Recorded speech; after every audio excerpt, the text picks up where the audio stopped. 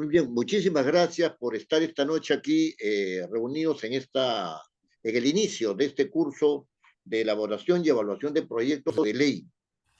En realidad, estoy gratamente sorprendido por la eh, aceptación eh, de asistencia a este curso, y la verdad es que lo he preparado yo con mucho cariño, porque me parece que es un tema importante y la acogida es realmente motivadora, ¿no? Motivadora. Esto, este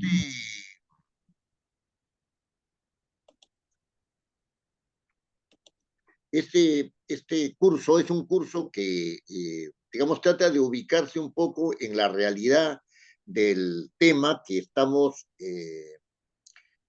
mirando siempre desde una perspectiva que se, se desdice, se dice, se habla, eh, llega un momento en que es obnubilada por otros temas que se van dando en la escena política, pero que ahora va a adquirir cada vez más una relevancia particular porque están cada vez más cerca las elecciones generales, ¿no?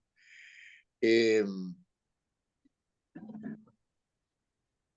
en primer lugar, tengo que decirles que las personas que asistan a este curso tienen que tener una idea clara de que no es un requisito tener experiencia parlamentaria para estar aquí.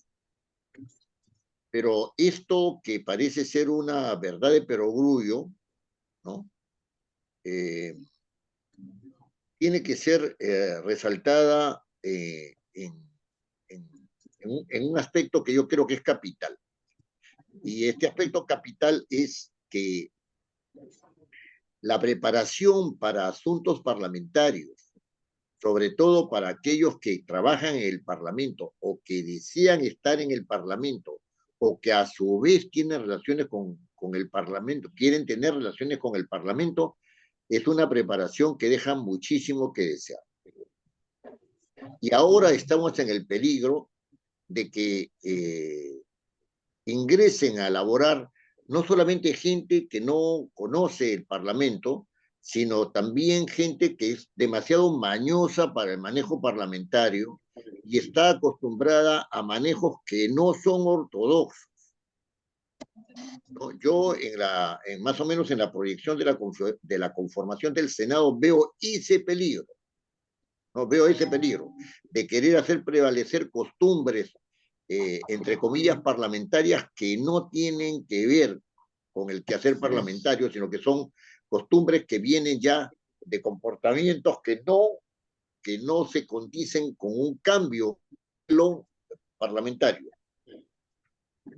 Eh, y digo esto también porque seguramente en el auditorio habrá personas que de una manera particular aspiran a tener una curul y se van a encontrar con ese problema, no solamente con la ignorancia de muchos, porque si están acá es porque quieren aprender, ¿no es cierto? ¿No? Con la ignorancia de muchos, sino que se van a encontrar también con la mañosería de otros, ¿no? Con la mañosería de otros. Y cuando me refiero a mañosería, me refiero a recursos ilícitos, ¿no es cierto?, que hay en el Parlamento. Muy bien, quiero recordar que yo les he enviado, por supuesto, el sílabus ya al grupo, ¿no?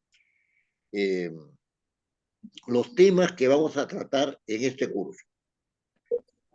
El primer tema, que es el tema de la reunión de hoy, es la función legislativa en el Congreso bicameral, ¿no? El segundo tema es cómo se elabora una propuesta de ley. Hay un curso de, o sea, como van a entrar el curso de la... Ever, por favor, ¿podrías cancelar tu... ¿Recién hoy día empezado? Ajá. Ever, ¿podrías? Gracias, muy amable. El segundo tema está en en relación a cómo se elabora, pero al mismo tiempo, no cómo se evalúa un proyecto de ley, porque la evaluación se da con criterios, ¿no es cierto?, que tienen que ver con la elaboración del proyecto, ¿no?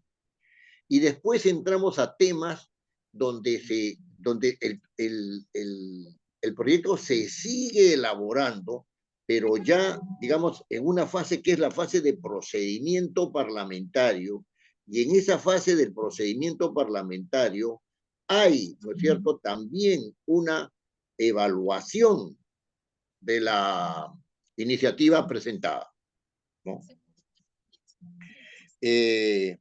Todo esto sucede en la Cámara de Diputados, porque, como ustedes saben, la Cámara de Diputados, según una disposición constitucional no muy clara, es la única que puede ejercer derecho a iniciativa, ¿no? Y que recibe también las iniciativas de todos los otros que tienen derecho a iniciativa legislativa. Eso lo vamos a ver con detenimiento después, ¿no?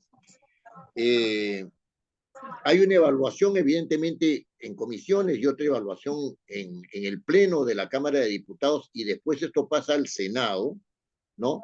Y en el Senado vamos a ver con detenimiento cómo es que el Senado no tiene que ver nada con la admisión de los proyectos, pero sí tiene que ver con la revisión de los proyectos, ¿no es cierto?, que en realidad llegan a la Cámara de Diputados, a la Cámara del Senado, perdón, no llegan como proyectos, sino llegan como dictámenes, es decir, como opiniones de la Cámara de Diputados, ¿no es cierto?, sobre determinados proyectos de ley. Me he permitido poner también en el sílabus del curso, ¿no?, una sesión sobre las resoluciones legislativas, porque la función legislativa no se reduce a los proyectos de ley, sino que tiene que ver también con las resoluciones legislativas, y con no todas las resoluciones legislativas, sino con algunas de las resoluciones legislativas. Esto es importante tenerlo claro también, para que cuando se actúe en razón de la bicameralidad, se vea cómo las resoluciones legislativas, algunas son bicamerales y otras son de cada cámara, ¿no? Cuando digo algunas son bicamerales, quiere decir que se dan en la reunión de diputados y senadores, ¿no? Ahora, respecto del desarrollo de las clases, yo prefiero llamarlas reuniones o sesiones, ¿no? Yo tengo una visión por la cual no son clases magistrales ni clases en el sentido tradicional del término, donde el profesor habla, los alumnos escuchan, ¿no? Porque yo no creo que haya aquí alumnos, ¿no? Lo que yo creo es que hay personas con mucha experiencia, algunos evidentemente con experiencia parlamentaria, ¿no? No necesariamente como congresistas, y esa experiencia tiene que ser potenciada, porque yo puedo decir lo que a mí me parezca, ustedes pueden corroborar lo que yo manifiesto, o pueden sencillamente abundar en ello o disentir. Y ese disentimiento para mí marca pues la pauta, ¿no? La pauta de la actividad netamente académica, ¿no? Netamente académica. La ventaja es que si bien estamos en un ámbito académico, la ventaja es que también estamos un poco fuera del ámbito académico y podemos decir algunas verdades, ¿no? Algunas verdades que no se dicen comúnmente en los ámbitos políticos, ¿no? Y la última reunión es una reunión de reflexiones y conclusiones, donde, claro, todos nosotros podemos entrar a debatir, ¿no es cierto?, a debatir para ver cómo es que se van a dar cómo se van a plasmar estas reflexiones, ¿no? Y en la metodología, ¿no es cierto?, esta última reunión tiene para mí, una importancia especial. ¿Tu número? Ahora, en cuanto a la evaluación, miren, nosotros 914 no acostumbramos, 4371. Orlando, ¿sería tan amable de apagar su micro? ¿No? este, Orlando Escobedo, así. Miren, aquí estamos entre personas maduras, ¿no? Eso de tomar pruebas y de estar con exámenes, yo no creo que sea lo más adecuado.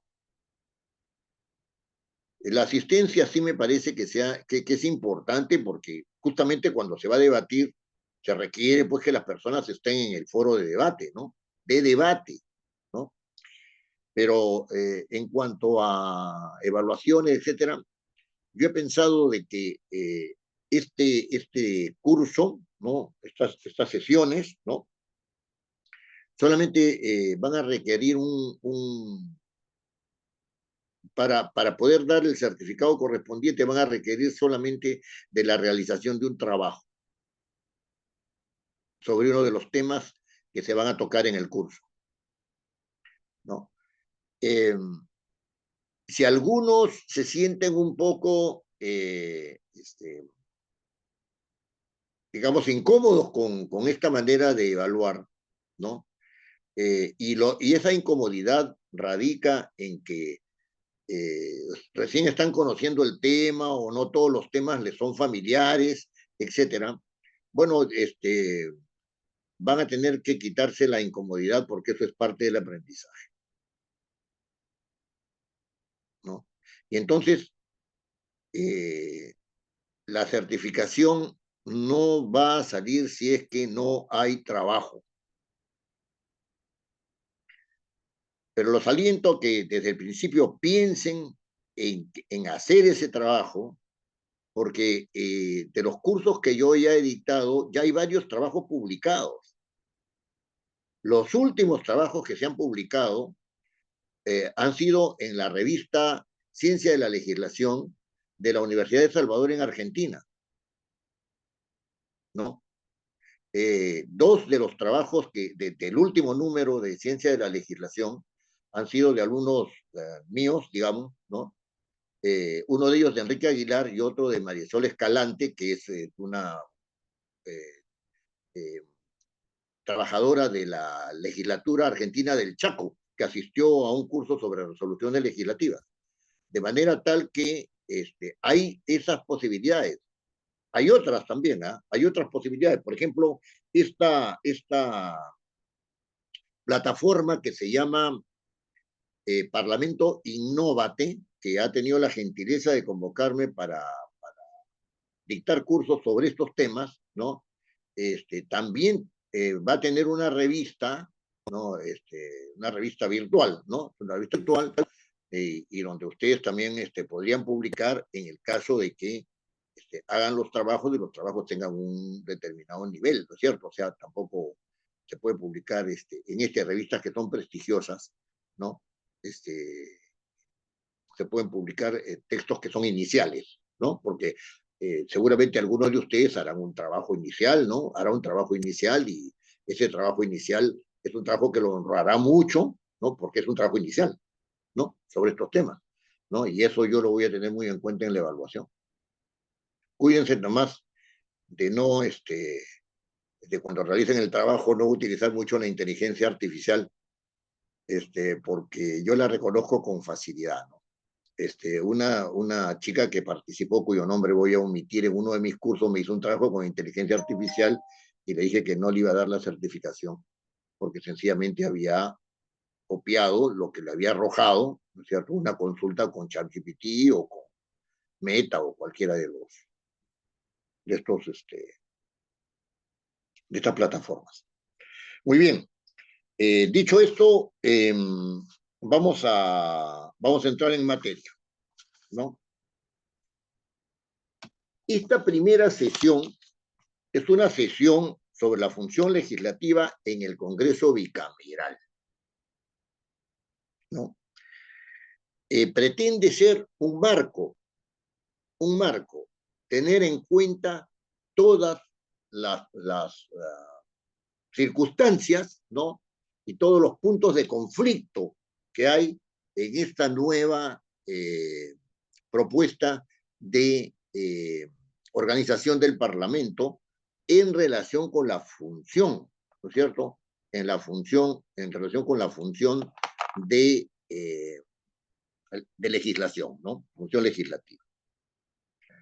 Miren, regularmente se dice que la función legislativa es la función principal del Congreso, ¿no? Y yo pienso que sigue siendo la función principal del Congreso. Sin embargo, algunos teóricos, de los cuales se han hecho eco algunos secretarios técnicos del Parlamento nuestro, del Parlamento peruano, ¿no? Dicen que no, que hay que darle un frenazo a la función legislativa porque se ha legislado mucho, existe lo que se llama la inflación legislativa, ¿no? Y por lo tanto hay tantas normas que realmente no permiten, ¿no es cierto?, abordar con seriedad, digamos, la legislación, porque nadie pues puede conocer todas las normas y además están dando normas que a veces sobreregulan, ¿no? Sobreregulan y otras que repiten normas que se ignoran, ¿no?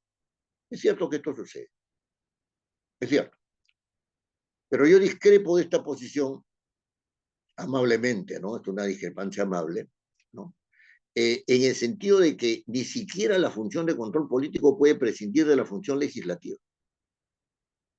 Cuando se hace una acusación constitucional, existe un procedimiento aprobado, regulado, jurídico, ¿no? Cuando se da una opinión política, ¿no es cierto? Cuando se da una opinión política, esa opinión política en el Parlamento no pasa así nomás, ¿no es cierto? Por darla así suelto de huesos, sino que tiene que ser una opinión política que se transmita en el Parlamento a través de un procedimiento pautado. Y se dice, usted quiere dar una opinión política, sí, vamos a un debate político. Para eso presente usted una moción de orden del día y se hará un debate político. Y están todas las reglas de la sesión donde lo político es canalizado.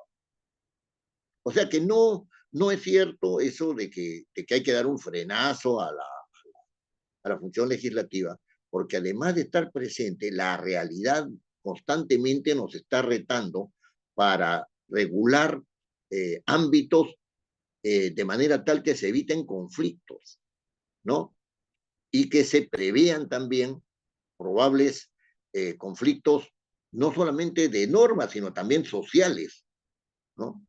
Entonces, yo creo que hay que andarse con cuidado en ese respecto. Otro aspecto que me parece importante de la función legislativa es que la función legislativa es un acto de representación. Y esto lo quiero recalcar de manera particular, porque todos están afirmando que existe una función representativa del Parlamento. Esto viene siendo dicho de muchísimos años, ¿ah? No de ahorita. Esto tiene 100 años. Se sigue diciendo que el Parlamento tiene una función representativa. Yo quiero advertir que la representatividad es parte de la naturaleza del Parlamento. El Parlamento es representativo por ser tal, por su naturaleza. Un congresista electo no se convierte en representante si es que no entra al Parlamento, si es que no pasa por las juntas preparatorias.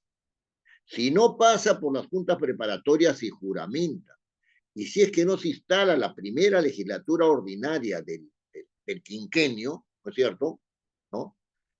Sencilla y únicamente el parlamentario electo no puede ejercer funciones, no puede convertirse en representante. Entonces, la representatividad no es una función. La representatividad, desde mi punto de vista, es un rasgo de la naturaleza del Parlamento. El Parlamento es representativo por naturaleza.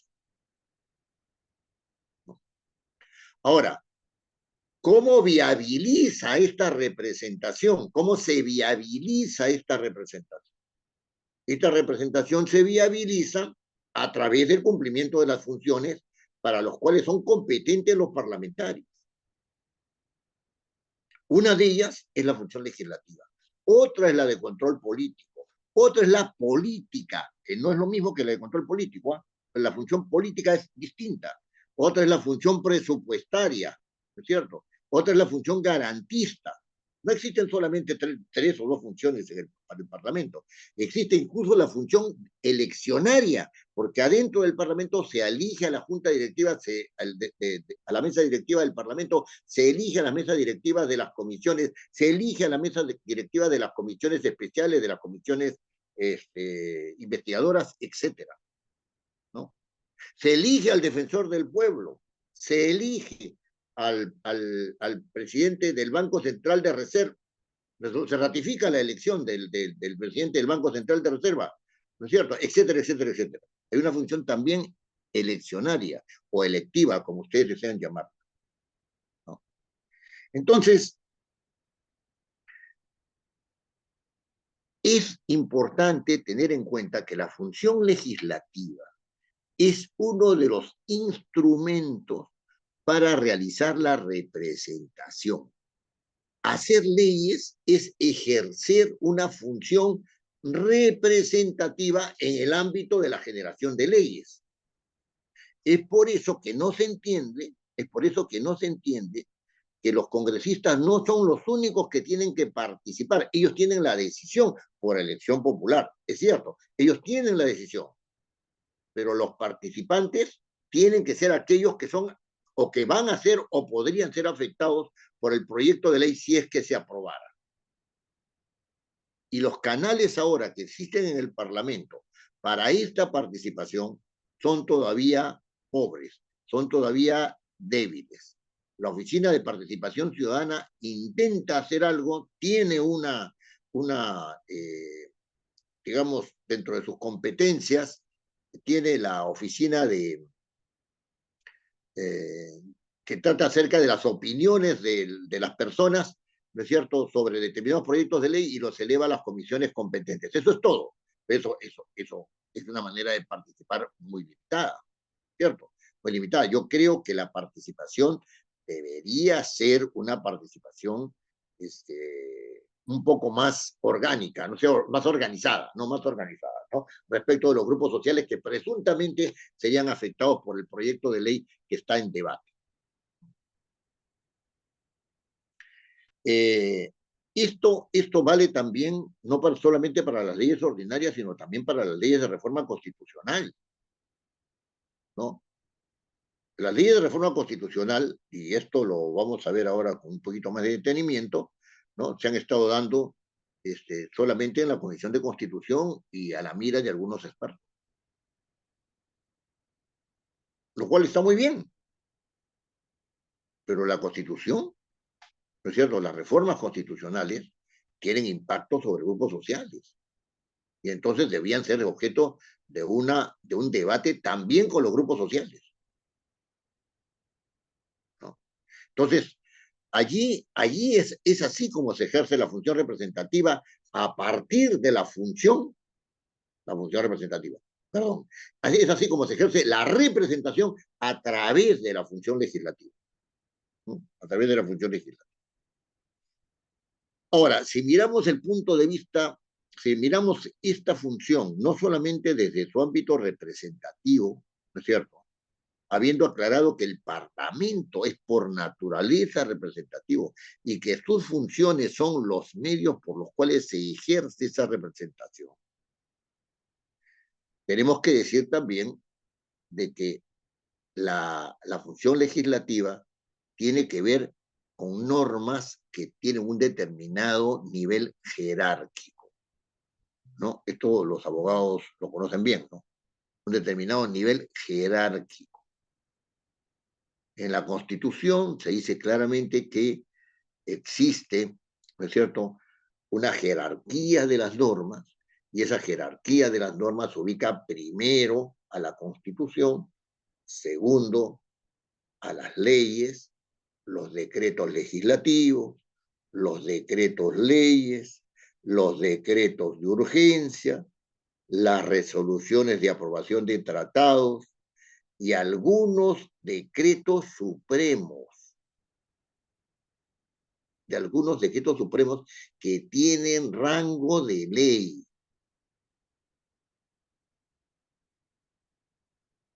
Entonces, de eso se ocupa la función legislativa del Congreso. Vamos a dar una ley, vamos a delegar facultades al Poder Ejecutivo. El Poder Ejecutivo da leyes, pero con el nombre de decretos legislativos. Quedan algunos decretos leyes de gobiernos militares, quedan algunos decretos leyes de gobiernos militares por ahí, también tienen rango de ley. El presidente de la República, en base al inciso 19 del artículo 118 de la Constitución, ha dado decretos de urgencia. Tienen también rango de ley, de eso se ocupa el Parlamento, ¿no? El Congreso tiene que aprobar una ley para que el presidente, según el artículo 56 de la Constitución, tiene que dar, ¿no es cierto? Tiene que aprobar un tratado, ¿no? Determinado sobre derechos humanos, sobre modificación de la Constitución, sobre implican, ¿no? Modificación de la Constitución, desarrollo, ¿no es cierto? De leyes que no existían, etcétera, ¿no? Entonces tienen rango de ley esos tratados. Los tratados se aprueban por resolución legislativa. Ah, entonces esa resolución legislativa tiene rango de ley. ¿No es cierto? Entonces, después dice, los decretos de urgencia, claro, al amparo del inciso 19 del artículo 118, esos decretos de urgencia sobre materia económica, por asuntos así de urgencia, etcétera, etcétera, ¿no? Esos decretos de urgencia también los tiene que ver el Parlamento, ¿no? Y los decretos supremos, bueno, cuando el señor Torres Lara, en una sesión cuando fue premier, en una sesión cuando fue premier, dijo que un decreto supremo podía tener rango de ley, todo el mundo se le tiró encima.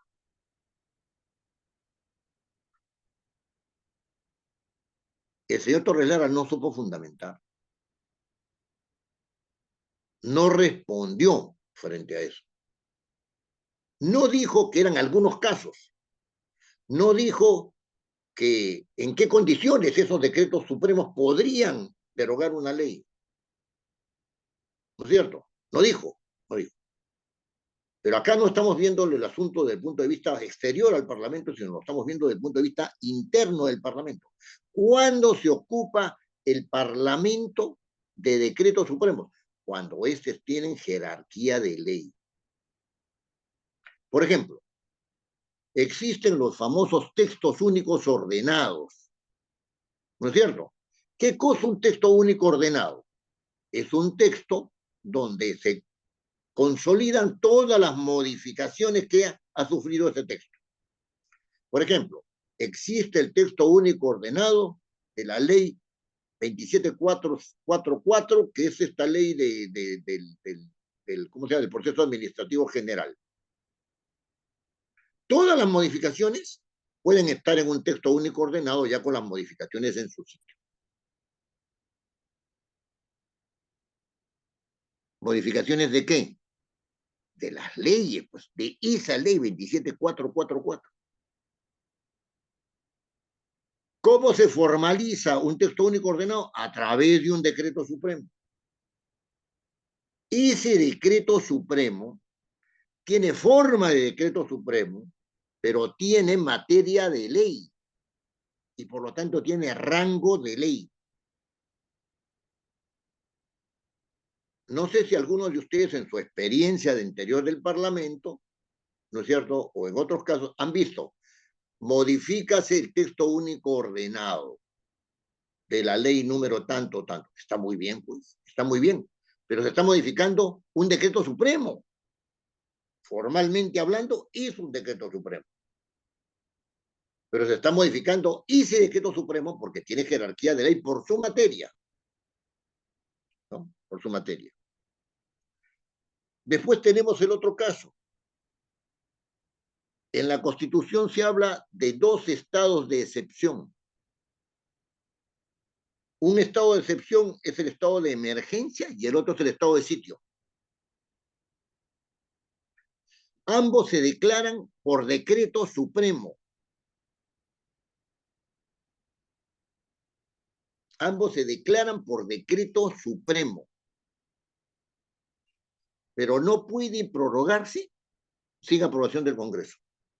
Si cumplido el plazo, la prórroga del decreto supremo que declara, ¿no es cierto?, el estado de emergencia o del decreto supremo que declara el estado de sitio, ¿no es cierto?, no puede realizarse si es que el Parlamento no dice prorróguese. Y el Parlamento, ¿a través de qué forma, no es cierto?, de qué forma, ¿no?, de qué forma prorroga? A través de una resolución legislativa. Una resolución legislativa que tiene que ver con el decreto supremo. Entonces, esa resolución legislativa tiene rango de ley. ¿Se dan cuenta?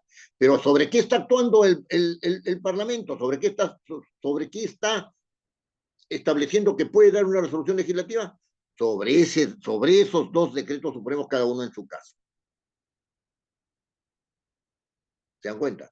Pero estos son casos excepcionales. No se puede afirmar que una ley deroga un decreto supremo. Por Disculpe, ley doctor. no se puede modificar un decreto supremo, ¿no? Doctor, Se puede, perdón un momentito, don Francisco.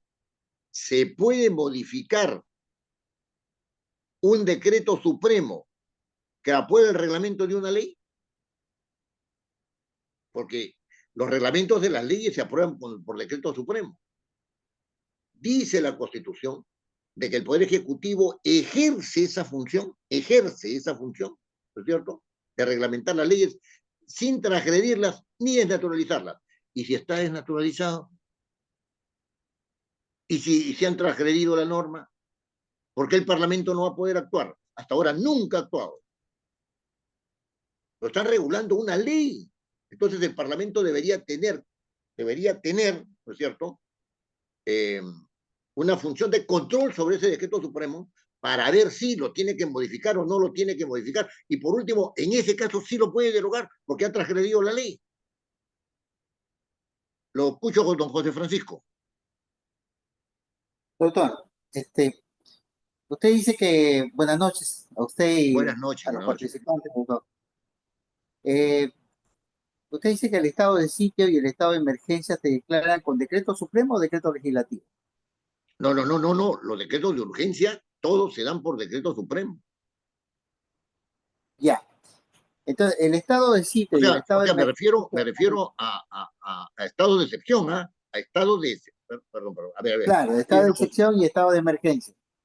Ya. allá, Usted dice que se declaran con decretos supremos, sí, ¿correcto? sí. Ya. Pero para esto, por ejemplo, el presidente de la República tiene que previamente pedirle facultades legislativas al Parlamento, o de hecho, ante la situación, digamos, de decretar un estado de excepción, ¿no? Que es, digamos, peligro de invasión territorial, etcétera, etcétera, puede hacerlo de oficio sin haberle pedido facultades legislativas al Parlamento. No, es que ahí hay una confusión. La declaratoria del estado de emergencia y la declaratoria, o sea, y del estado de sitio son atribuciones del Poder Ejecutivo, no son atribuciones del Parlamento. Lo que es atribución del Parlamento para los estados de emergencia, o sea, para los estados de excepción, perdón, los estados de excepción es decirle, ¿sabes qué? Tú no prorrogas o sí prorrogas el estado de emergencia o el estado de excepción.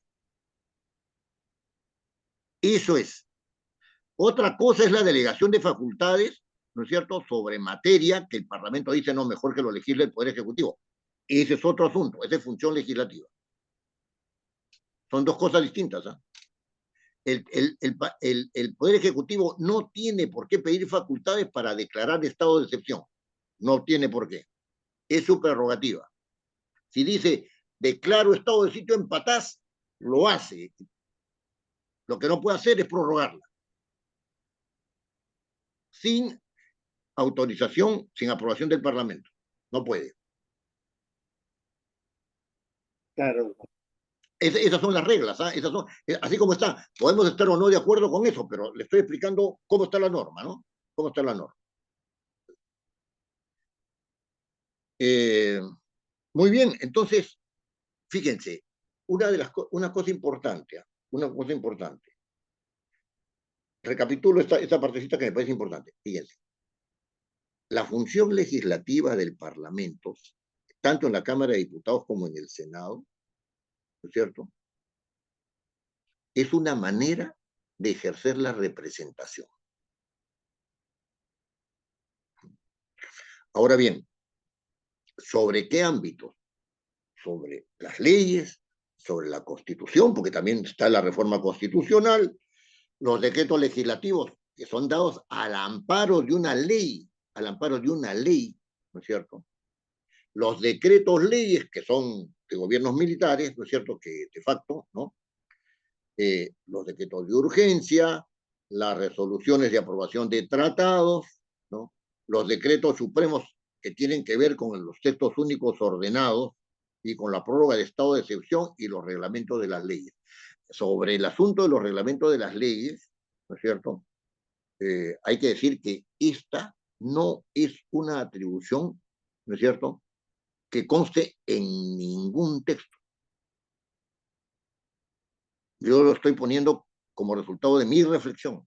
Yo creo que debería existir, por lo menos en el reglamento del Congreso, una norma que diga, ¿no es cierto?, el Parlamento puede, posibilidad, ¿no?, porque no va a revisar todo, pues, todos los decretos supremos que tienen que ver con regulación de leyes, ¿no?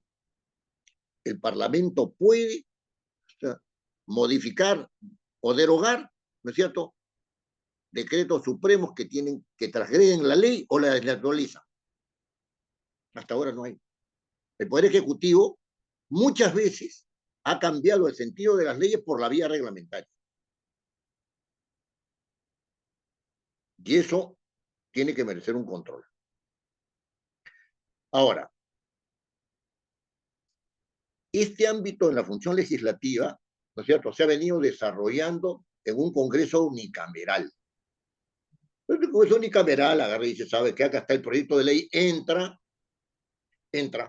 así, entra el proyecto de ley, entra, se va a comisiones, en comisiones hacen el dictamen correspondiente, etcétera, etcétera, y después ese dictamen, si es aprobatorio, se va al pleno, si no es aprobatorio, se va al tacho, o sea, se va al archivo, ¿no? Y después en el pleno hay un debate, ¿no es cierto?, en razón del establecimiento de una agenda, ¿no?, y se aprueba. ¿No? Se manda al Poder Ejecutivo, el Poder Ejecutivo puede hacer observaciones, el señor presidente o la señora presidenta de la República pueden hacer observaciones, ¿no es cierto? Lo que se llama la famosa observación presidencial, el Parlamento insiste o no insiste, etcétera. Así está el procedimiento ahorita. José, permíteme una Sí, pregunta. sí, sí. Sí, Carlos, sí. Tú has hablado que es representativo, representa a las personas. ¿Por qué se están generando leyes que no representan a esas personas? Ese es un buen punto. Y es un buen punto que hay que analizarlo. Porque, en primer lugar, porque hay una decisión política. Pero ¿sabe qué? ¿Sabes qué, Carlos? La decisión política que no tiene en cuenta a las personas se realiza por ignorancia o se realiza por intencionalidad política. Entonces, yo digo lo siguiente, ¿no? Hago la siguiente pregunta. ¿Se ha evaluado con seriedad a qué grupos sociales afectaría la norma? Y estamos hablando de las personas, ¿no? Estamos hablando de las personas, los grupos sociales, ¿no? Afectaría. Ya, muéstrenme ustedes un proyecto de ley donde haya un análisis serio del impacto social. Lo van a encontrar con mucha dificultad. Lo van a encontrar con muchísima dificultad. Ya, mañana Por favor, sería importante que Don los José que no están Francisco, le participando rogaría apaguen apagara sus su micro, micrófonos. si fuera por tan favor. amable. Gracias. Con mucha dificultad, ¿no? Eso, vamos a ver ese tema, ese tema después. Pero esa es una de las razones, solamente una de las razones. Pepe, Claro, que tiene que ver con la organización del Parlamento, como lo voy a decir después, ¿no? Pepe, si me permites, Sí, como no, Jorgito, por supuesto. en los tiempos, incluso después del golpe del año 92, los parlamentarios ahondaban los proyectos de ley en las mesas de trabajo que han quedado lejos de estos últimos parlamentos. Estamos hablando de estos últimos 15 años, que ya, por ejemplo, los proyectos de ley que hacen los parlamentarios, que es respaldado por sus bancadas, ya no pasan por estas mesas de trabajo para ver exactamente ese punto. ¿A quién benefician? ¿A quiénes no benefician? ¿Cuáles son las dificultades? ¿Cómo fortalecer? Entonces, esas mesas de trabajo han quedado en el olvido y es por eso que los proyectos de ley llegan débiles o mal desarrollados, mal presentados, mal elaborados. Y ello debilita el trabajo que, con merecerlo muchos parlamentarios o no merecerlos, pues se ponen al debate. Y es por ello que en la gran mayoría de parlamentarios y la producción, que lo dice el DIP, la Dirección de Investigación Parlamentaria, que la gran producción que hay ahora de proyectos de ley son declarativos. Que antes eran lo que se presentaban a través de mociones, ¿no? Pero ahora, por la producción que quieren hacer los parlamentarios, entonces incorporan los proyectos declarativos para incrementar la llamada producción legislativa, ¿no? Ah, bueno, sí, bueno, sí, pues, este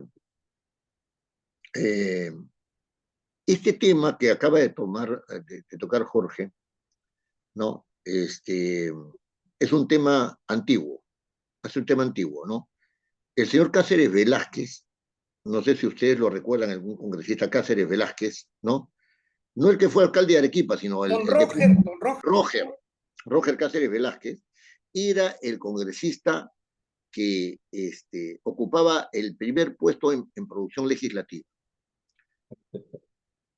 Cantidad de proyectos. Esa es la lógica. Y las ONGs se mueven en razón de eso, de la cantidad de proyectos, y hacen su ranking en razón de la cantidad de proyectos. Ni siquiera el Parlamento lo hace. Ustedes no van a encontrar una publicación del Parlamento donde digan, este es el ranking por producción de proyectos. No lo van a, sería indigno, pues, hacer una cosa así. ¿No es cierto? No lo hace, pero las ONG sí lo hacen, ¿no? Entonces, porque no han encontrado un instrumento de análisis cualitativo, ¿cierto? De análisis cualitativo, que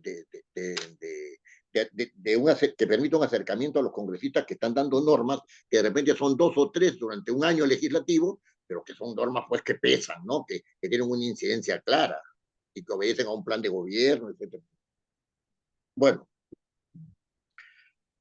miren, esta función legislativa, ¿no es cierto?, que se mueve tanto en el ámbito de la manifestación, de la representatividad del Parlamento, como en el ámbito de la plasmación de las leyes, ¿no? Así he hablado en términos generales, y de todas las normas que tienen rango de ley. Fue un poco objeto de crítica por el Parlamento unicameral, por este Parlamento unicameral, ¿no?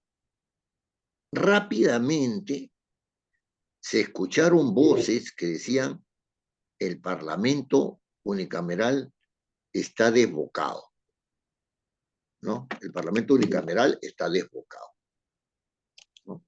El Parlamento unicameral tiene que tener un control, ¿no es cierto? Se necesita otra cámara. ¿no? ¿No? Se necesita otra cámara, ¿no? Y entonces apostaron por la bicameralidad, ¿no? Defendieron la bicameralidad, ¿no? Pero esta defensa de la bicameralidad, que se plasmó después en la ley 31988, y estamos entrando ahí porque la función legislativa la tenemos que ver desde el punto de vista del Parlamento bicameral, ¿no? Esta función, esta organización del Parlamento, ¿no? Fue objeto de una discusión que se realizó durante muchos años. O sea, si ha estado 3 años el debate sobre esto, sobre el modelo bicameral, sobre la vuelta a la bicameralidad, perdón, me parece muy bien, pero ha sido de largo tiempo, pero de poca profundidad. Fíjense, los argumentos a favor de la bicameralidad que se esgrimieron durante el debate de aprobación de la ley 31988, que se realizó en 2 votaciones, ¿no? Como ustedes saben, las reformas constitucionales requieren 2 votaciones, ¿no? En legislaturas contiguas. Muy bien. Dijeron que era la tradición constitucional. Y efectivamente, si uno mira todas las constituciones, ¿no? Se da cuenta que la gran mayoría de ellas, pero mayoritariamente, pero no en el sentido ya que cerca de la unanimidad, apuestan por la bicameralidad. El problema está en que esa tradición constitucional no es solamente que existan 2 cámaras, sino cómo se relacionan entre ellas. La tradición constitucional de la bicameralidad no puede decirse, ¿sabe qué? La tradición bicameral de la constitucionalidad, perdón, la tradición constitucional de la bicameralidad es, bueno, que han habido 2 cámaras. No, un ratito. La tradición constitucional, ¿no es cierto?, se da por la existencia de 2 cámaras, pero determinados tipos de relaciones entre ellas, ¿no? Eso no se analizó. Se dijo, pertenece, es la constitución histórica, ¿no es cierto? La bicameralidad es la constitución histórica. Pero ¿cómo se da esa relación entre las cámaras?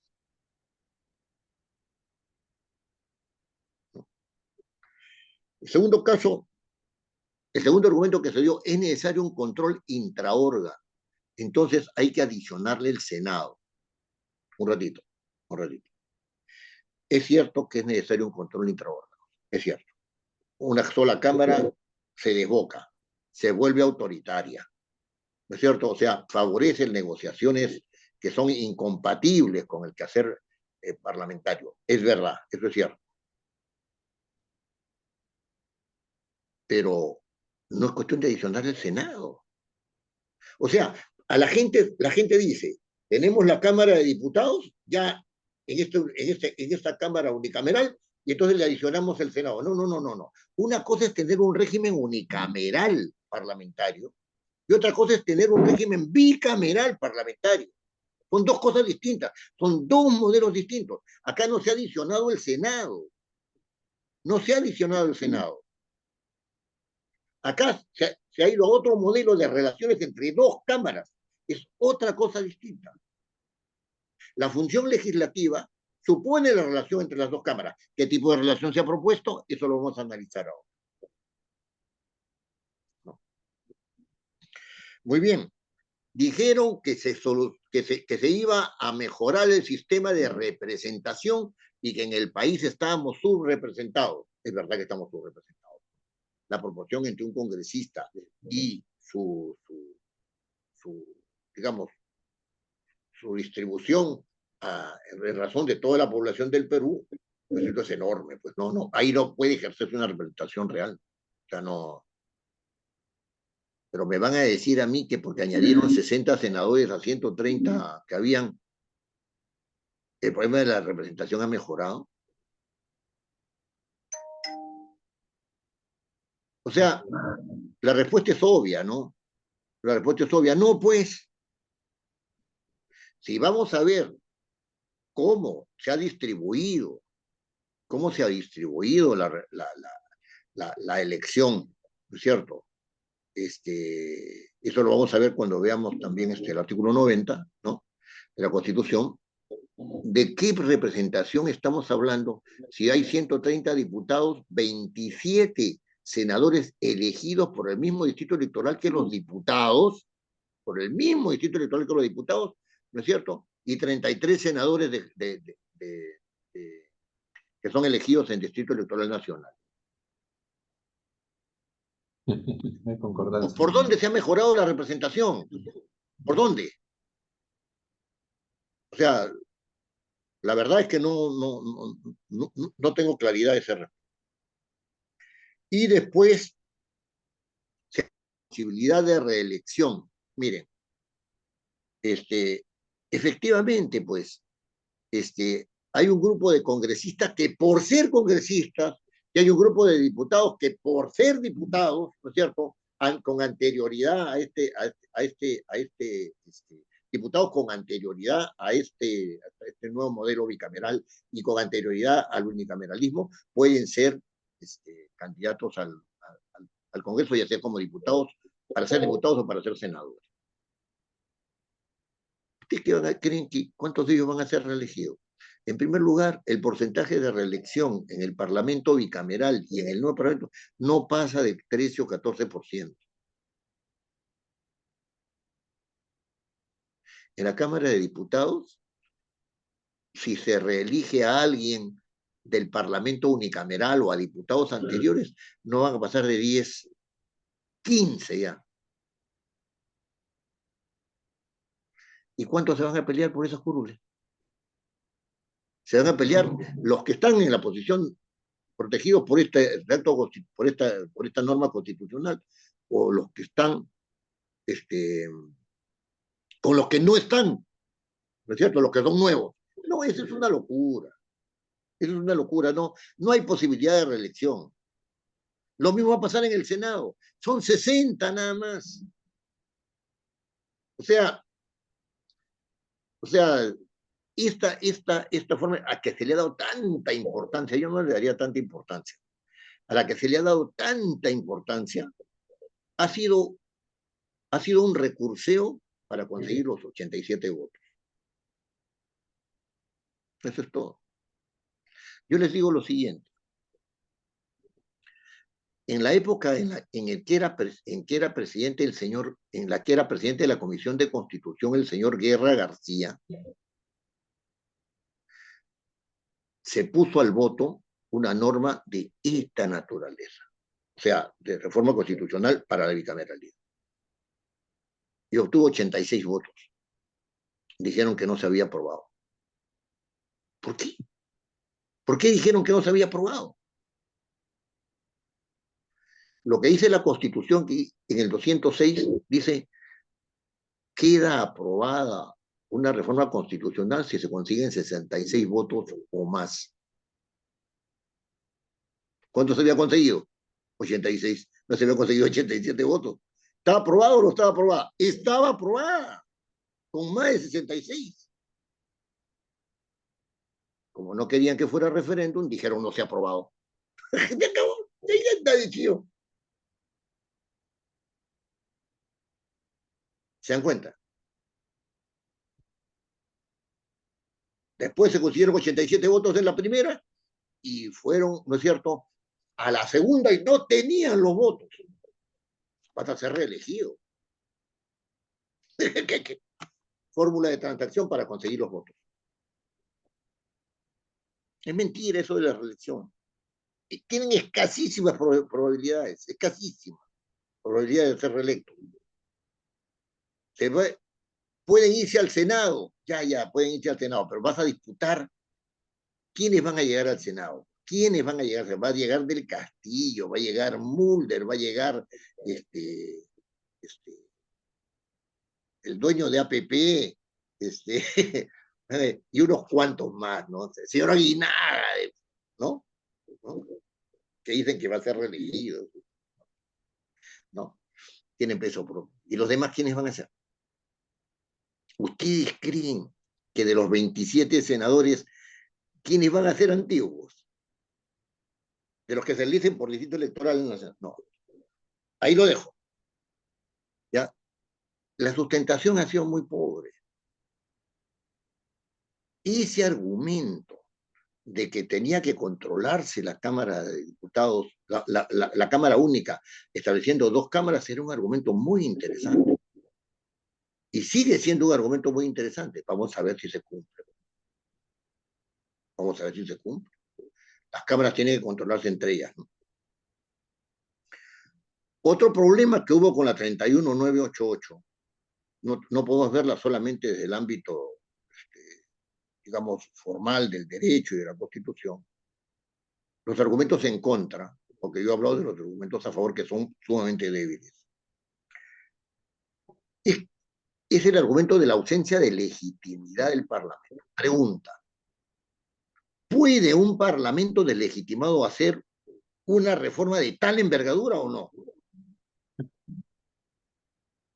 No, pues. Una respuesta cualitativa nos dice no, pero ¿cómo se plasma ese no? Ellos son los que tienen la sartén por el mango, porque si bien no tienen legitimidad social, están legitimados, sí tienen legitimidad de origen, porque han sido elegidos. Y han hecho primar la legitimidad de origen. Un parlamentario Lo otro, Pepe, va a ser complicado. 8% es demasiado. Sí, pero no podemos dejarlo de hacer lo que creemos que tenemos que hacer. Para eso los han elegido y lo hacen. Listo. Ahora, Pepe, va a ser complicado para el proceso electoral que viene, toda vez que no sabemos si los senadores y los diputados van a aplicar lo que este Parlamento ha aprobado. Y si los reglamentos que va a aprobar, los reglamentos que va a aprobar esta Cámara unicameral va a ser respetada por los que vienen, o tan solo va a ser tomado como un inicio y luego va a ser pulverizada y nuevamente reestructurada, ¿no? Ahora, cada una de las cámaras va a tener su propio reglamento, que es normal, como era hace años. Así es, así es. Dejo tu acotación, que me parece de lo más pertinente, para un poquito más adelante, ¿ya? Para un poquito más adelante. El otro tema, ¿no es cierto? El otro tema es el tema del referéndum, ¿no? El 9 de diciembre de 2018 se realizó un referéndum y respecto a este tema de la bicameralidad, la opción contraria fue abrumadora. No debe haber bicameralidad.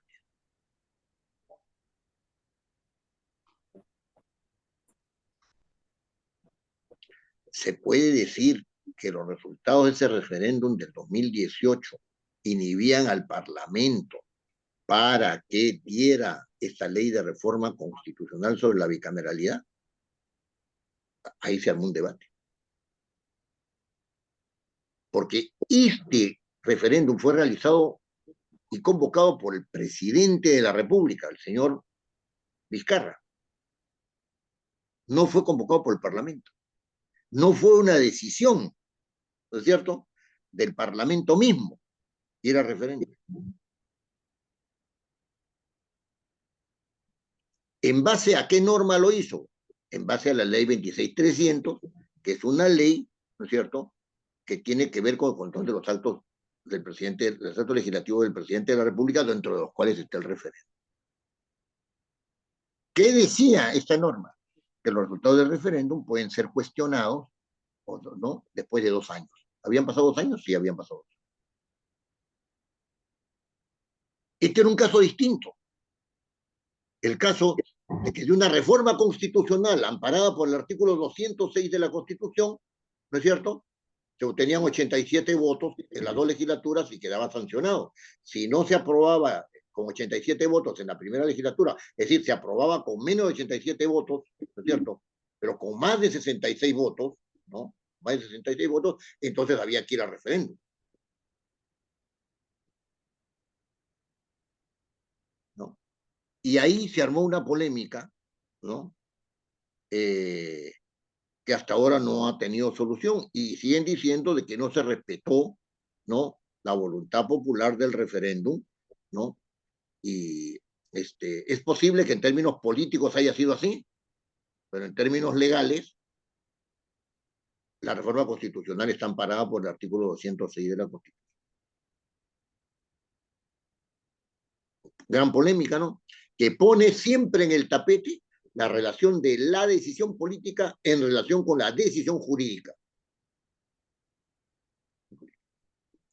Muy bien, fíjense, la ley 31988, la ley 31988, fue aprobada en 2 votaciones, como ya dije.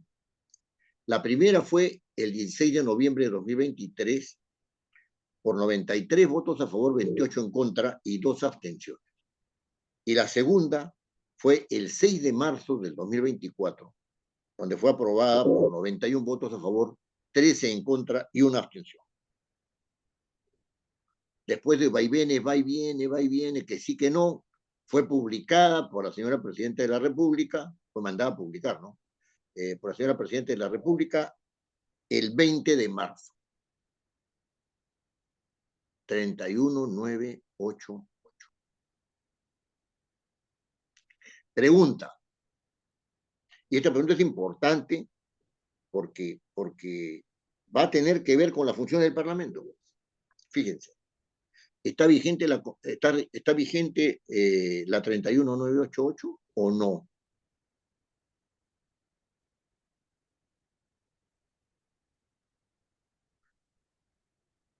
Los términos de su vigencia están planteados en la primera disposición complementaria final de la ley 31988. Por si acaso, la 31988 se las he enviado, está ahí en el... Voy a volver a copiar toditos los documentos que les he enviado para los que se han escrito después que los había enviado. ¿Qué dice esta primera disposición complementaria final? Dice lo siguiente. La aplicación de la ley, perdón, las reformas constitucionales comprendidas en esta ley entran en vigor a partir de las próximas elecciones generales.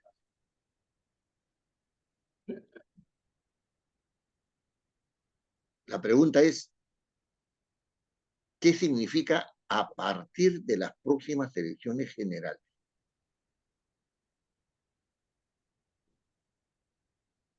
Entonces me pongo a razonar, ¿no es cierto? Y digo lo siguiente. A partir de las próximas elecciones generales. Ya, lo interpreto en el sentido de que entran con las elecciones generales. Ya, ¿cuándo empiezan las elecciones generales? Con la convocatoria de la señora Presidenta de la República. Ahí es donde el Jurado Nacional de Elecciones, dada la convocatoria de la señora Presidenta, asume jurisdicción, ¿no es cierto?, sobre actos que tienen que ver con el proceso eleccionario. Por ejemplo, si hay propaganda que no debe darse, etcétera, el jurado tiene que actuar. ¿No? Ahí empieza. Ya, pero la pregunta es, la señora Presidenta tiene que convocar para que entre en vigencia. Si no hay convocatoria, no se cumple con, ¿no es cierto?, a partir de las próximas elecciones generales. No se cumple con eso.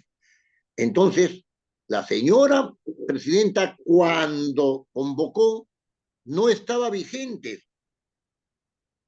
la norma 31988, ¿no es cierto? Y entonces no podía convocar según la norma 31988 porque no estaba vigente.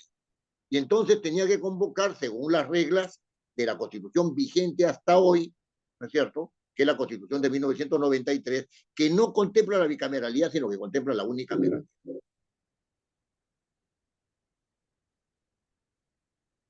Esta es una interpretación. Otra interpretación, con las elecciones generales, ¿ya? Dice, a partir de las próximas elecciones generales, o sea, concluidas las elecciones generales, entra en vigencia. O se realizaron las elecciones generales y entró en vigencia. Eso quiere decir, ¿no es cierto?, que se puede hablar de bicameralidad a partir de 2031, pues, no de 2026. Porque las elecciones generales tienen que realizarse con una norma que es vigente, y la norma que es vigente es la de la unicameralidad. No, pero ahora todo ya está corriendo ya para la bicameralidad. ¿Así? La pregunta es esta. ¿Vamos a hacer que predomine una decisión política sobre una decisión jurídica del más alto nivel? Entonces están rotos todos los diques para hacer cualquier cosa. La señora, ahí está pues la consecuencia, la señora fiscal de la nación pone, en vez de objetar la decisión de la Junta Nacional de Justicia, ¿no es cierto?, ante el órgano competente, agarra y dice, no la voy a acatar. Ya pues, ¿qué me importa que la Constitución diga eso? Total, nos vamos igualito a la bicameralidad.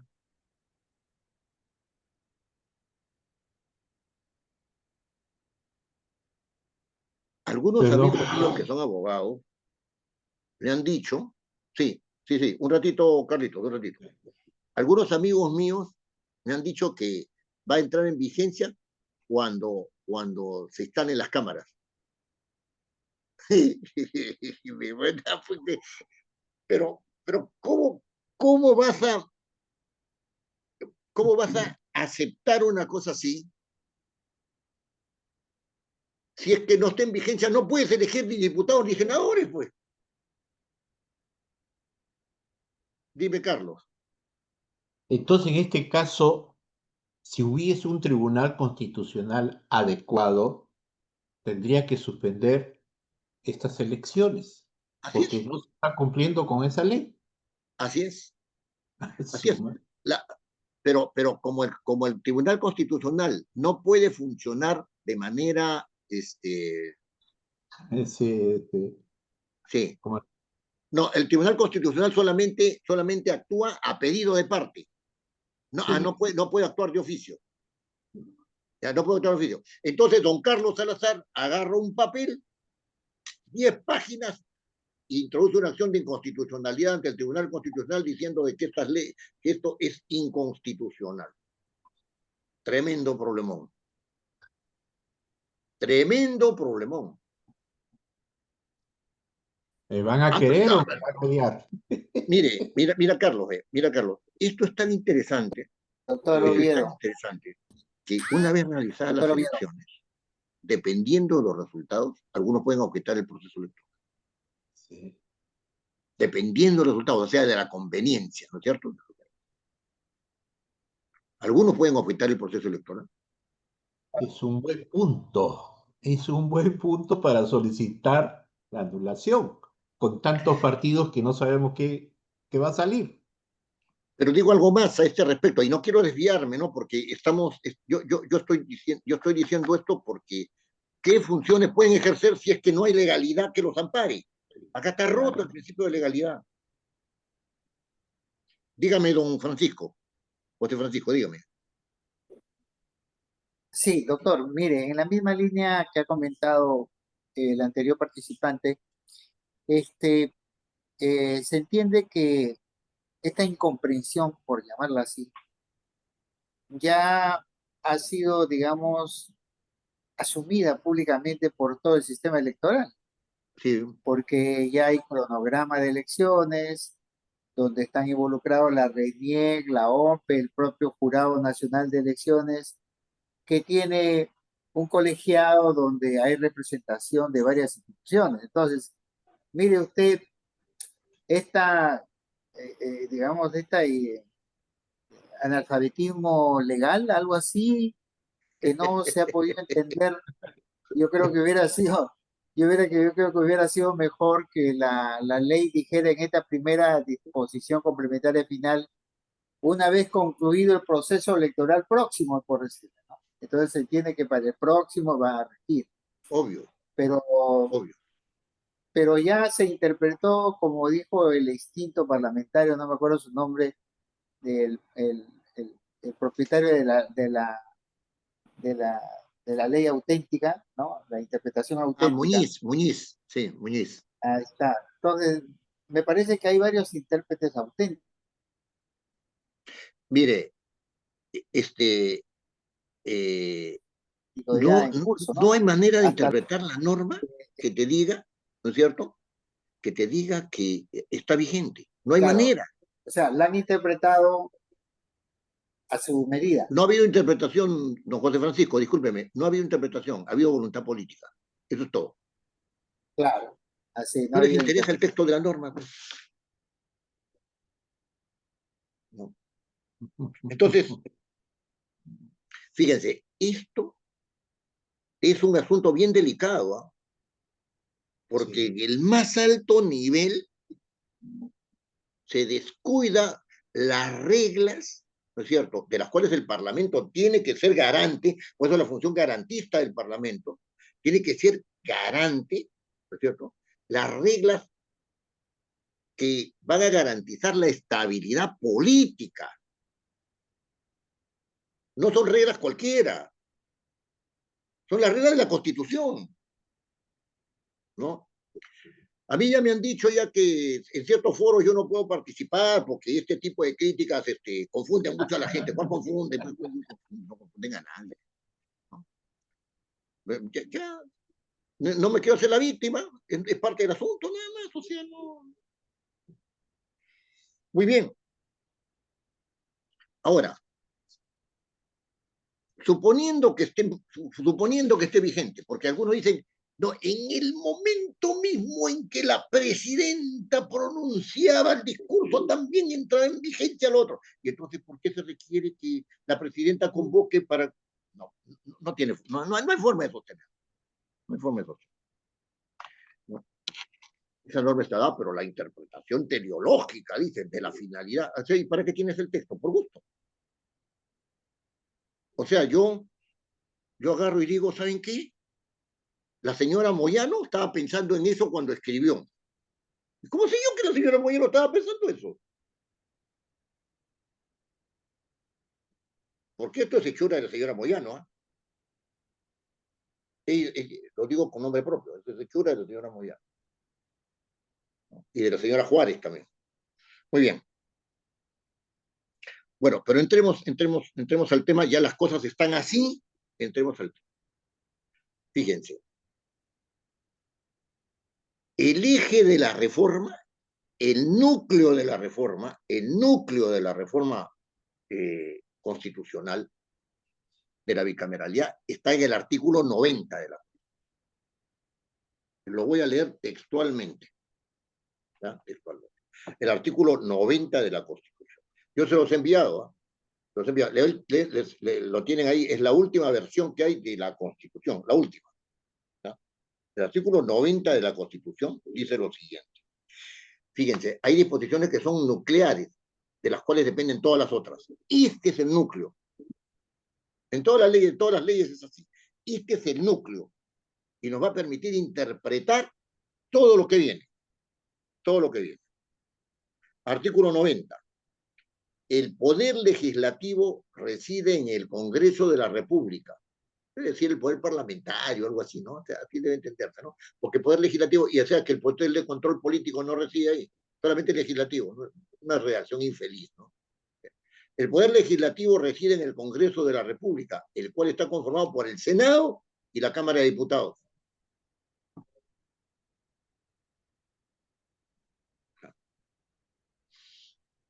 Dice además, el Senado está conformado por un número mínimo de 60 senadores elegidos por un periodo de 5 años mediante un proceso electoral conforme a ley, asegurando de que por lo menos se elija a un representante del Senado por cada circunscripción electoral, cada departamento.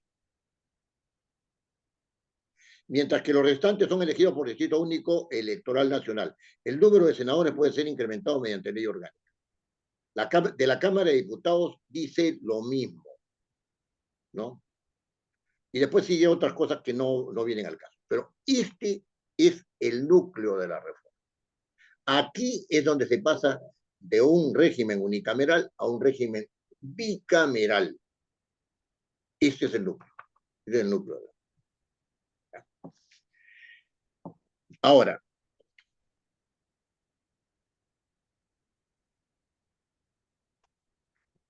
la pregunta es, ¿estoy yo ante este texto, ¿ya? Diputados y senadores? Estoy ante este texto del artículo 90, que es el núcleo, ¿no es cierto? ¿Quiénes tienen derecho a iniciativa legislativa? ¿No es cierto? Estamos hablando de la función legislativa, ¿no? ¿Quiénes tienen derecho a iniciativa en esta organización? Diputados y senadores. ¿Quiénes tienen derecho a iniciativa? Artículo 107 de la Constitución. El artículo 107 de la Constitución. El artículo 107 de la Constitución reformado dice lo siguiente.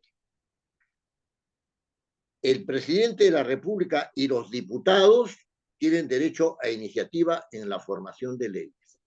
El presidente de la República y los diputados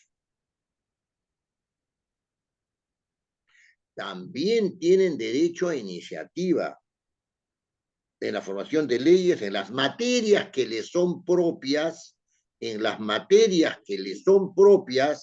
¿no es cierto? Los otros poderes del Estado, bueno, hay un poder más, nada más es el judicial, ¿no? No sé por qué dice los otros poderes, es el poder judicial, ¿no? Las instituciones públicas autónomas, el Jurado Nacional de Elecciones, la Defensoría del Pueblo, el Banco Central de Reserva, la Superintendencia de Banca y Seguros, etcétera, etcétera. También los gobiernos regionales y los gobiernos locales y los colegios profesionales. Ellos tienen derecho a iniciativa. Esto que acaba de leer de también tiene el mismo derecho en las materias que le son propias, se conserva igualito. Lo que se ha reformado es este. Es el primer párrafo. El presidente de la República y los diputados tienen derecho a iniciativa en la formación de leyes. ¿Quiénes tienen derecho a iniciativa legislativa? Los diputados. Los senadores no tienen derecho a iniciativa legislativa. No pueden presentar proyectos de ley.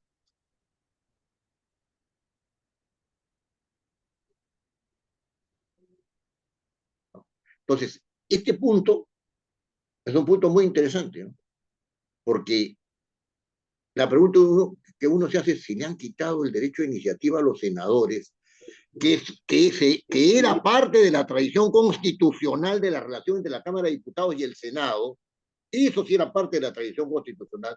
No existe ninguna constitución donde no haya derecho a iniciativa solamente de una Cámara. No existe ninguna. Siempre las dos cámaras han tenido derecho a iniciativa. Entonces la pregunta que se hace, si se le ha quitado al Senado, ¿qué se le ha dado?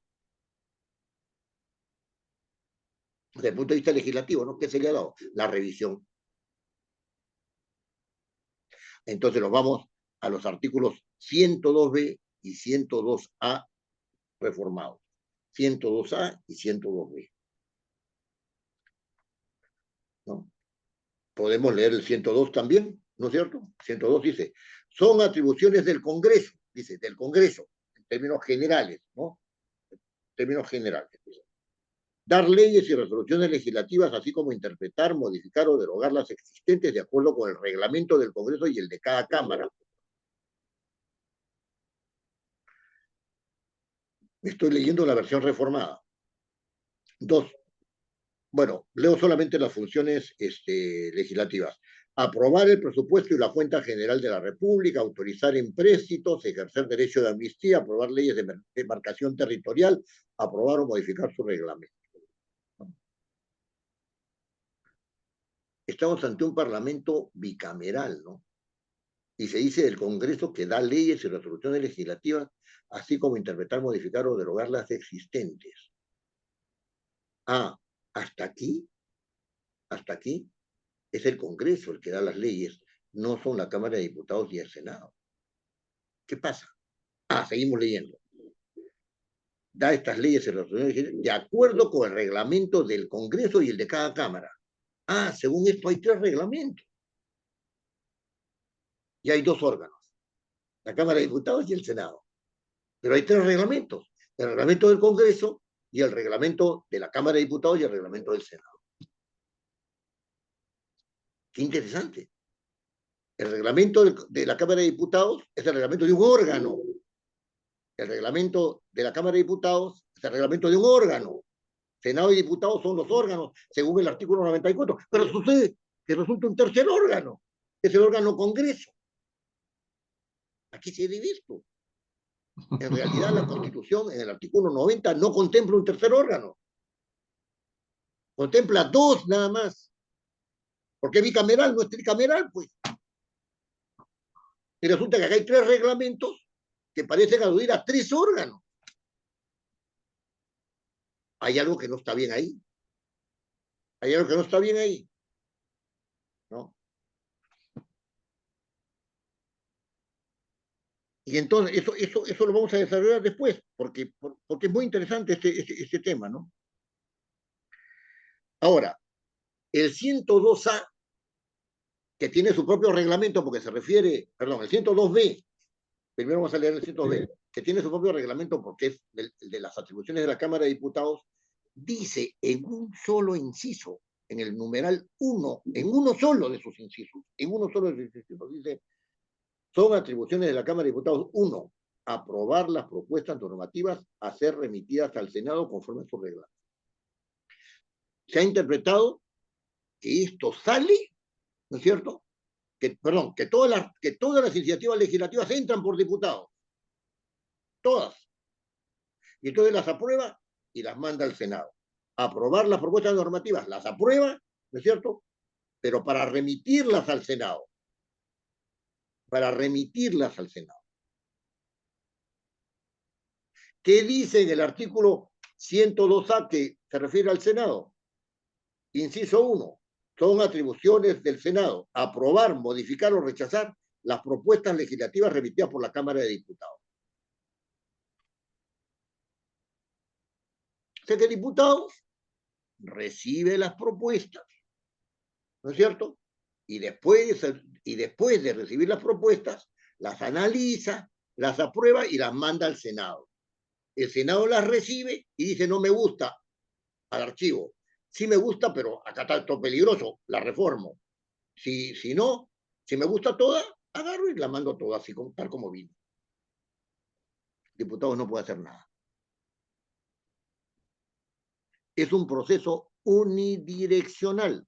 ¿Pertenece eso a la tradición parlamentaria bicameral? No pertenece eso a la tradición parlamentaria bicameral. En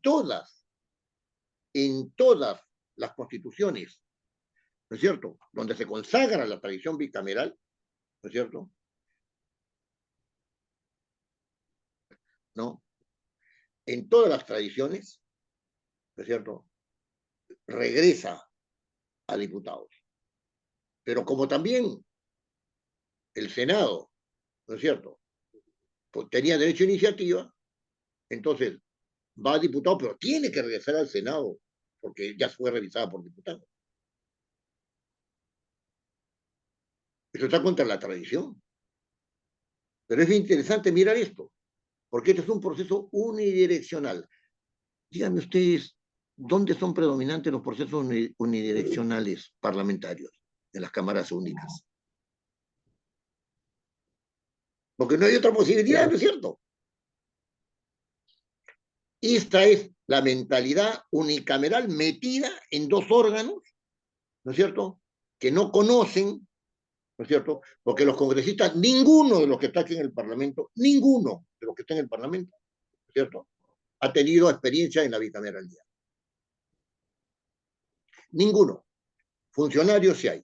Señor Ángeles, el señor Rovira, me parece que el señor Abanto, estoy hablando de los oficiales mayores, el señor Chevasco. Bueno, el señor Chevasco no es funcionario del Congreso, pero también ha tenido experiencia en el Parlamento bicameral, etc. Pero de los que están acá, ninguno ha tenido esto. ¿No entienden de qué se trata? Están diciendo que el Senado es una cámara que se adiciona para que el Parlamento unicameral no tenga excesos. Mente unicameral.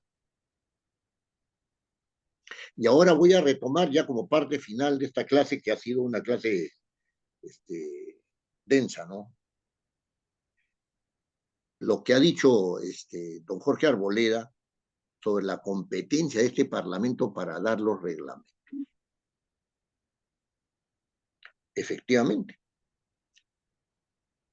Se aprueba la bicameralidad 31988 e inmediatamente el señor Elías Ábalos, Elías es su apellido, Elías es su apellido, Elías Ábalos, José Luis Elías Ábalos, del grupo parlamentario de APP, el señor Elías Ábalos ha pasado por varios grupos, ¿no? Ahora está en APP, ¿no?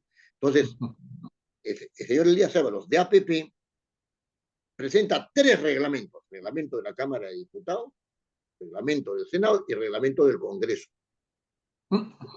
Está 3. Ya está publicada la norma, todo. Bien bonito. Y en eso, oye, ¿cómo hacemos? ¿Nosotros podemos o no podemos tener competencia para dar las leyes? ¿No?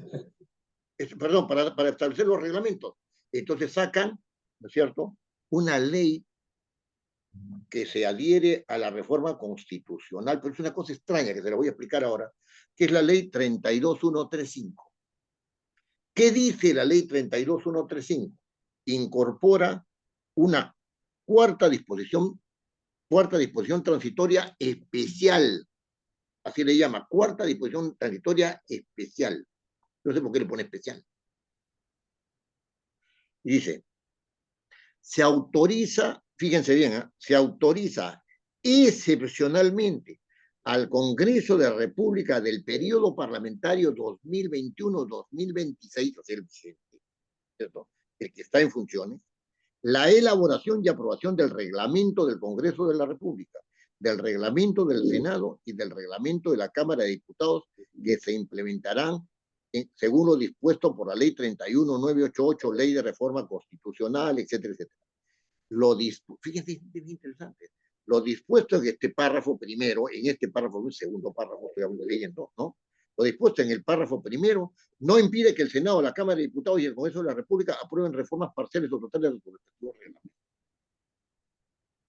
Oye, César Delgado Gembes, con la rudeza que lo caracteriza, porque en algunos momentos se pone rudo, y en ese momento se puso rudo y dijo, ¿qué son los congresistas que van a salir elegidos como diputados o senadores? Son mancos, cojos, le falta un ojo, son ciegos, le falta el oído, ¿qué cosa tienen? Que no pueden elaborar un reglamento.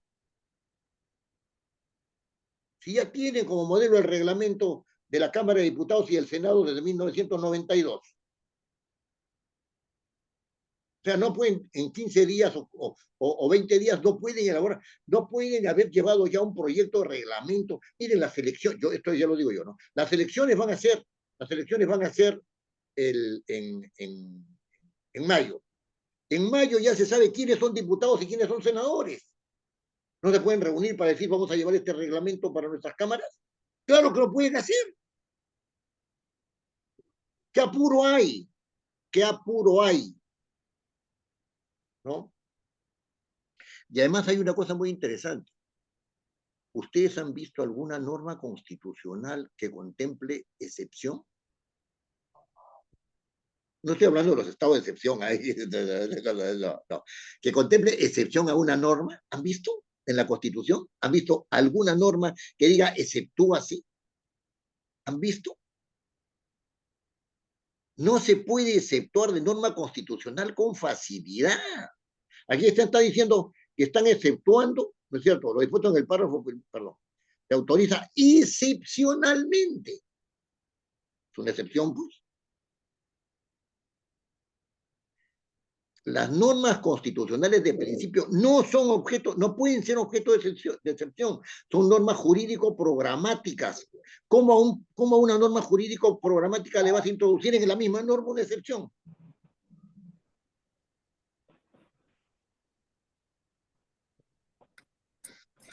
Doctor, ¿puede repetir el número de la ley que menciona esta excepcionalidad? 32135, José Francisco. 32135. Por otro lado, esta disposición, aunque sea excepcional, ¿no es cierto?, viola la disposición 94 de la Constitución, que paso a leer. 94 de la Constitución. Es violatoria. Porque las normas constitucionales pueden contener violaciones entre ellas, ¿no? 94. El Congreso elabora y aprueba su reglamento. Texto modificado, ¿no es cierto? El Congreso de la República, el Senado y la Cámara de Diputados elaboran y aprueban sus respectivos reglamentos. Elaboran y aprueban. Elaboran y aprueban sus reglamentos. No se los elabora otro. No hay que darle viabilidad al Parlamento. ¿Cuál viabilidad? Tú tienes que darle al otro Parlamento viabilidad de constitución. No le tienes que dar viabilidad de funcionamiento, de gestión. No se la tienes que dar. Y después voy a explicar por qué estoy diciendo esto último. Ya voy terminando, ¿eh? Porque ya son 9:20 de la noche. ¿No? Fíjense. Dice aquí, ¿no es cierto? El Congreso de la República, el Senado y la Cámara de Diputados elaboran y aprueban sus respectivos reglamentos. Esto es contradictorio con el núcleo de la reforma. El núcleo de la reforma contempla 2 órganos de organización del Parlamento. 2 órganos de organización del Parlamento. 2, 3. Entonces, ¿por qué se autoriza en el artículo 94? ¿Por qué dispone en el artículo 94 que el Congreso de la República, el Senado y la Cámara de Diputados elaboran sus respectivos reglamentos? Porque el Congreso de la República tiene que tener un reglamento si está organizado en base a 2 cámaras. ¿Por qué? Entonces, es un parlamento bicameral. ¿Puede haber un parlamento tricameral? Hay que inventarlo, pues. Pero no es el caso. Esta es una norma abusiva respecto de la norma 90, que es el núcleo de la reforma. Esta es una norma que se deriva de ahí. Derivada, es una norma complementaria. No puede violar en la norma nuclear. No puede desdecir la norma nuclear.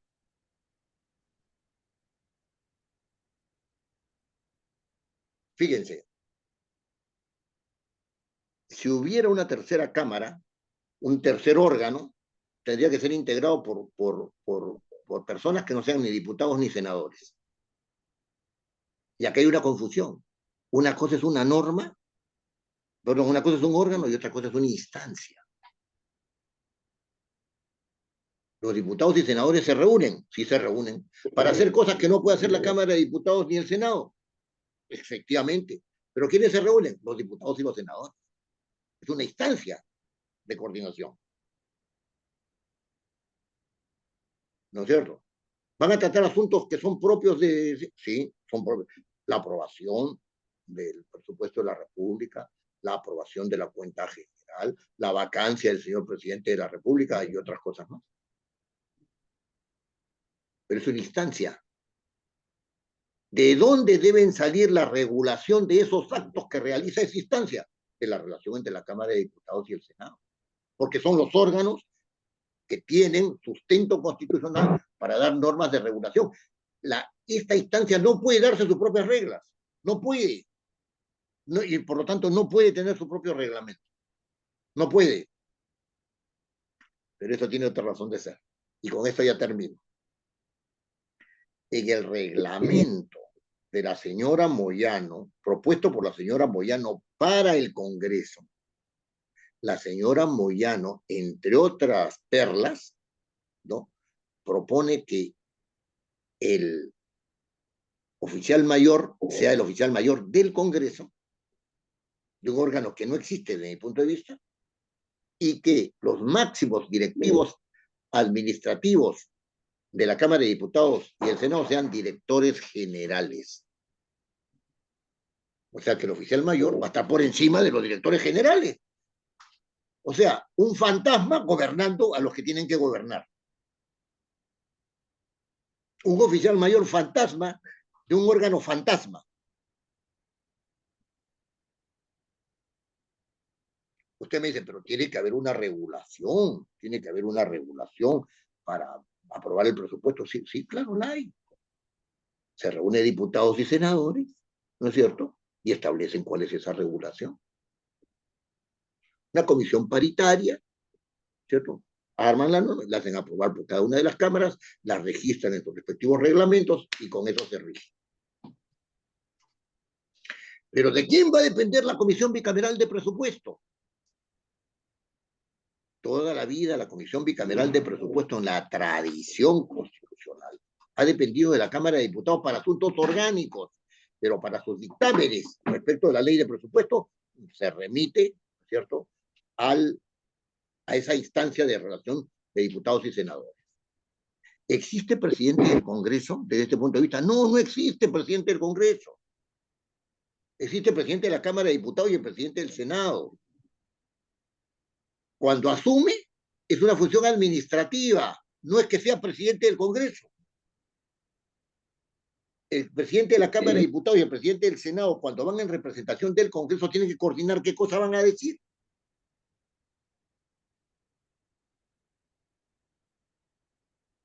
No entienden el bicameralismo. No entienden el bicameralismo. No entienden. Y finalizo con esto.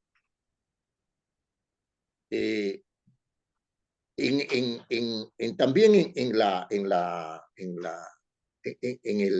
ley 32135 hay una derogación única que dice se deroga la disposición transitoria especial tercera de la Constitución del Perú. Comuníquese a la señora Presidenta.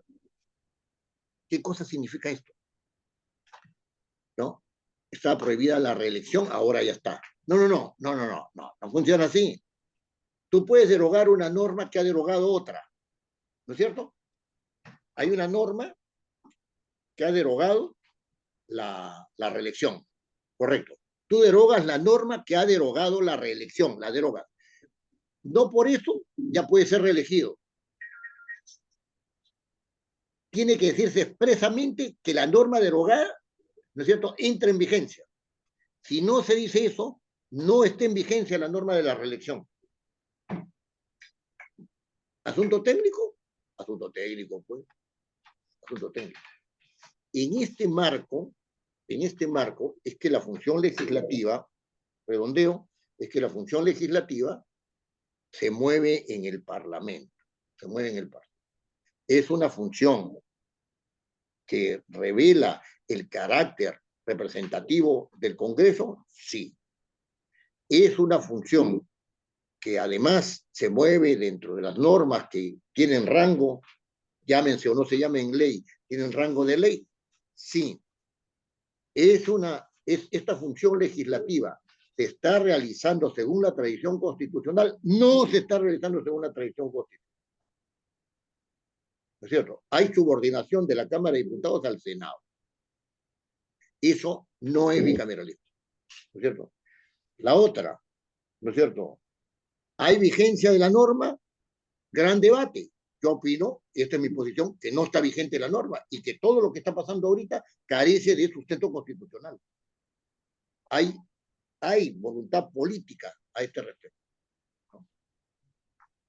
No está bien, desde mi punto de vista, ¿no es cierto?, que se haya negado el derecho de iniciativa legislativa al Senado y el derecho de revisión a la Cámara de Diputados. No está bien, pero así están las cosas. Es en este ámbito, ¿no es cierto?, es este ámbito que no se puede tampoco ejercer la función legislativa de la acción de los reglamentos, por las razones que he manifestado. No se puede dar la razón de los. Y en consecuencia, es en este ámbito en que se va a ver cómo se van a producir los proyectos de ley, cómo se van a tramitar, etcétera, a partir de la próxima clase. ¿Alguna pregunta? ¿Comentario? Sí, doctor. ¿Esta clase la va a colgar usted, doctor? Sí, claro. Ah, ya. Gracias. Sí. Por supuesto, entre José, hoy y mañana, de todas maneras. José, te pasaste. Fuiste muy claro. Fuiste. Nos has puesto en una cuestión, ¿cómo decir? En una fantasía de lo que está sucediendo hoy en el Congreso ante una nueva realidad de las leyes, de la Constitución propiamente dicha. Carlos, Te gracias por felicito. tu comentario. Pero a lo que voy es a esto, ¿no? O sea, ¿en qué estamos? O sea, se habla de crisis económica, de crisis moral, de crisis, etcétera, etcétera, etcétera. Ya, está bien, hay todo eso. Ya, el sustento, digamos, del ordenamiento social, ¿no es cierto? Está en la ley. Claro. Pero la ley está siendo constantemente invisibilizada. Yo lo pongo ahí porque tiene que haber ley, pero después hago lo que me da la gana. Pepe, y hay un punto interesante que podrías tocarlo hacia la siguiente clase. Si bien es cierto, el Parlamento, el Congreso de la República, va a tener estos dos brazos legales, digamos, la Cámara de Diputados y Senadores, que si en cierta forma de no reelegirse personas que conozcan esta bicameralidad, va a ser muy difícil que lo manejen adecuada y correctamente. Pero el otro punto es hacia adentro del Parlamento. ¿El personal está preparado para recibir este nuevo encargo bicameral? Jorge, yo voy a tocar algunos puntos a lo largo de este asunto, pero esto que estás planteando tú, ¿no es cierto?, es algo que merece un curso aparte. De verdad que la organización del Congreso, ¿no es cierto?, conlleva también la organización del servicio parlamentario, ¿no? Y esto podría ser el siguiente curso después de este, ¿no? Pero sí voy a tocar algunas cosas, por ejemplo, en comisiones, ¿no? ¿Cuántos secretarios técnicos hay en comisiones ahorita? Bueno, tú comprenderás que son 24 secretarios técnicos por las 24 comisiones No. ordinarias, ¿Cuántos aparte de las secretarios especiales, técnicos hay? pero la gran mayoría, el 50% y algo más, son encargados, no son secretarios técnicos. Ahí Creo está. que solamente hay 10 secretarios técnicos en todo. Así es. No pasan de 10. ¿Ya? Y hay especialistas parlamentarios que no están siendo promovidos. Y hay especialistas, y hay gente nueva que agarra el cargo de secretario técnico sin conocer de qué se trata el asunto. Entonces, bueno, ya esos son temas de personal. Pero esos temas de personal no son de segundo orden, son de primer orden. Porque los que van a sostener a los congresistas en la Cámara de Diputados y en el Senado, ¿no es cierto?, van a ser los que trabajen en los órganos, ¿no es cierto?, correspondientes, tanto los órganos integrados por congresistas como los órganos que son propios del servicio parlamentario. Ahí ese es un tema que tenemos que manejarlo en un curso de organización del Parlamento. ¿Ya? Esta es la entrada, ¿no es cierto? Esta es la entrada al curso. Muy bien, caballeros. Los espero el día lunes. No falten. ¿Ah? Claro y que claro, no. voy a colgar la grabación. Así es. Gracias, muy amable, te pasaste. Listo, señor. Doctor. No, Gracias, doctor. Buenas noches. Okay. Muchas gracias, licenciado, por la clase. Hasta luego, hasta luego. Abrazos, Pepe, abrazos. Gracias por venir al curso. Gracias, Gracias, doctor. doctor. La solución Buenas a todos noches. estos problemas, doctor.